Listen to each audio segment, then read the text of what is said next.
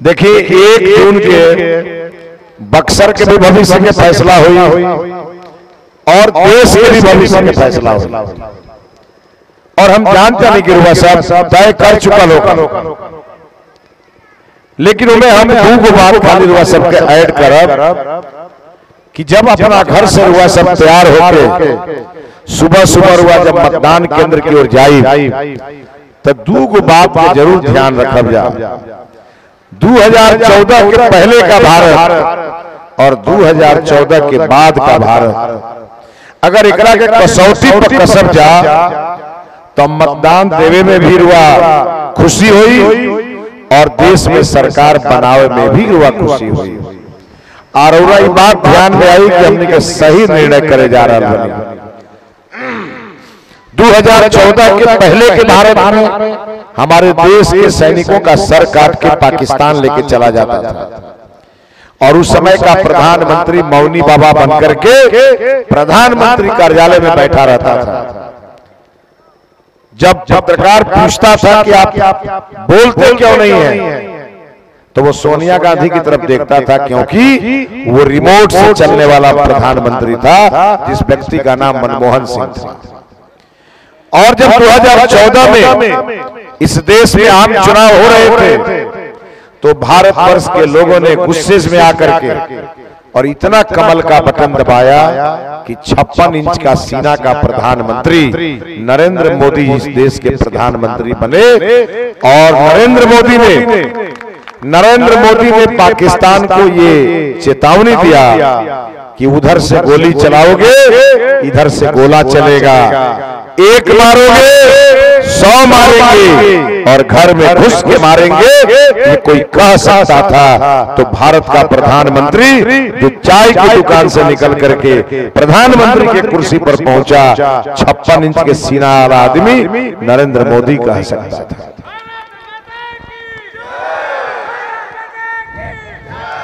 और मोदी जी तो राम जी के रास्ते चलने वाले व्यक्ति हैं। आपको ध्यान में होगा रामचरितमानस का प्रसंग है कि 3 दिवस तक पंथ मांगते रघुपति सिंधु किनारे, बैठे पढ़ते रहे छंद अनुनय के प्यारे प्यारे।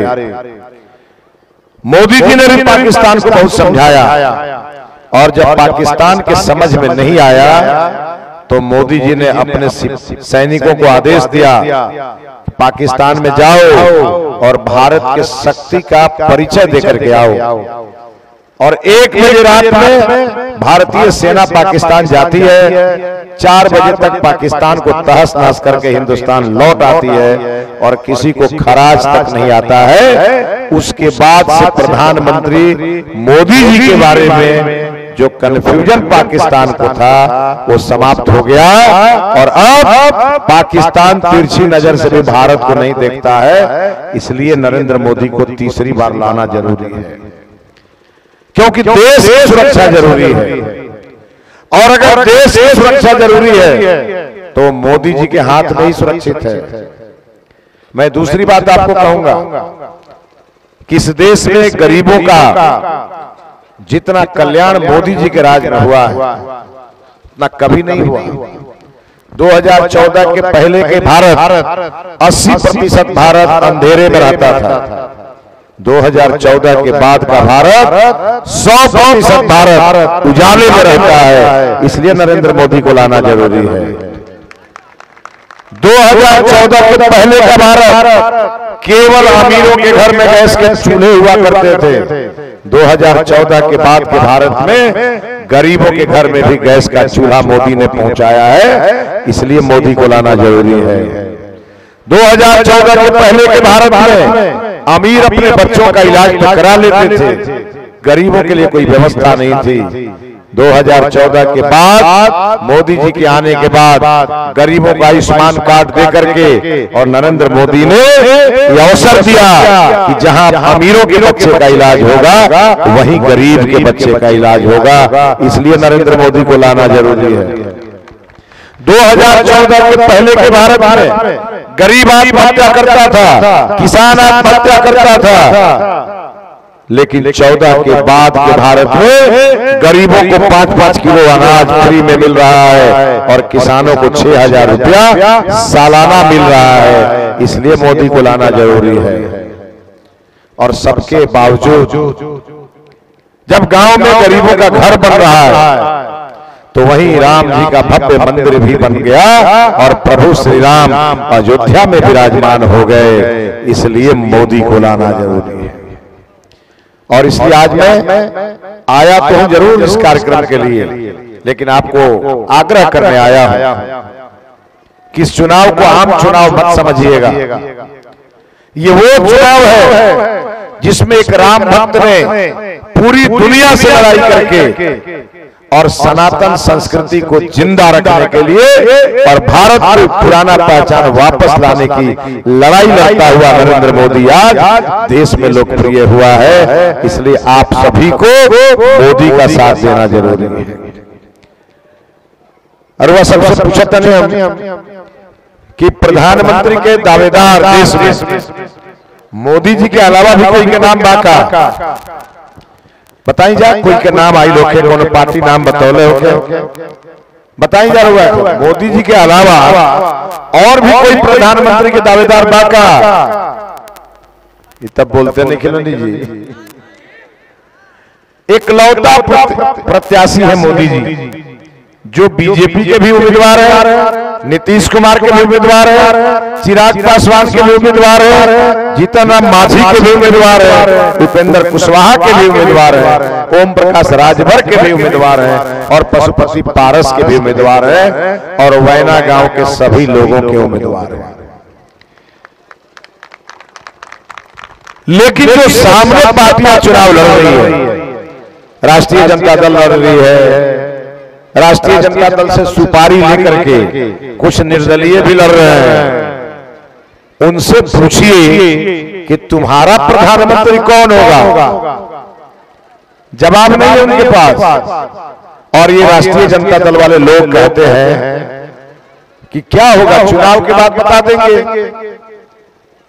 ये हालात ये है कि किसी गांव में बारात लगा हो, उस बारात में दूल्हा ही नहीं हो तो लोग पूछते होंगे कि भाई शादी किससे होगी, तो वहां कोई आगे कहे कि पहले शादी हो जाने दीजिए, दूल्हा बाद में बताएंगे। ये हालात आज है। इसीलिए आप सबसे कहने आए हैं कि नरेंद्र मोदी को हर बूथ पर 370 वोट ज्यादा जोड़ करके दीजिएगा। और मैं अपनी बात बता दूं, मुझे मोदी जी ने बक्सर भेजा है और ये कह के भेजा है कि आप जाओ बक्सर को बनारस के बराबर विकसित करके दिखाओ।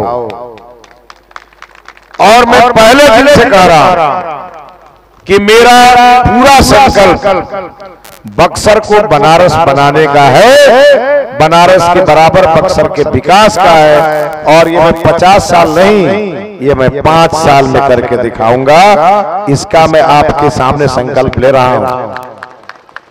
मुझे मालूम है आप लोगों के मन में कई सवाल आते होंगे कि जो नेता वोट ले लेता है वो आता ही नहीं है। इस गांव के लिए समस्या है नहीं, यहाँ प्रियरंजन चौबे पकड़ के लाएंगे, चाहे निशु पकड़ के लाएगा, इस गांव में मैं बराबर आते रहूंगा। और मैंने तो ऐलान किया है कि कोई ऐसा गांव नहीं होगा जहां 5 साल में 5 बार नहीं जाऊंगा। आज जब भी जाऊंगा तो उस गांव की समस्या लेके आऊंगा और समाधान दे के जाऊंगा। इसका मैं आपको वचन देता हूं।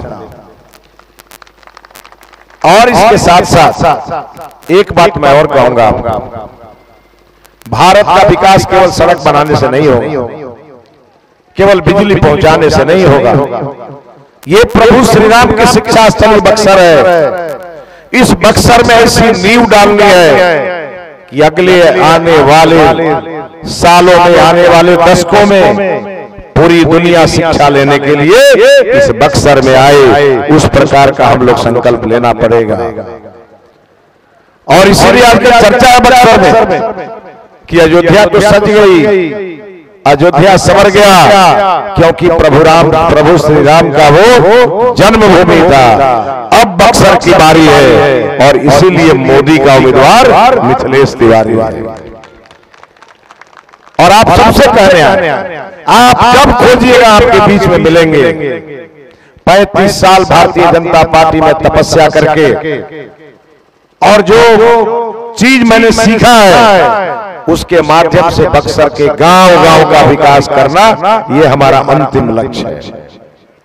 और इसलिए आप सबका आशीर्वाद चाहिए। एक बार ताली बजा करके आशीर्वाद दे दी जा और एक दिन के कमल के बटन दबा के इतना बटन दबाई जा कि मोदी जी देश के प्रधानमंत्री बनस तीसरी बार। और बक्सर जितना वोट से पहले जीता दरला ओकरा दोबरी वोट से बक्सर जरूर जीतो, एक आग्रह करके हम रउआ सबके बहुत बहुत बधाई देता नहीं। भारत माता की जय।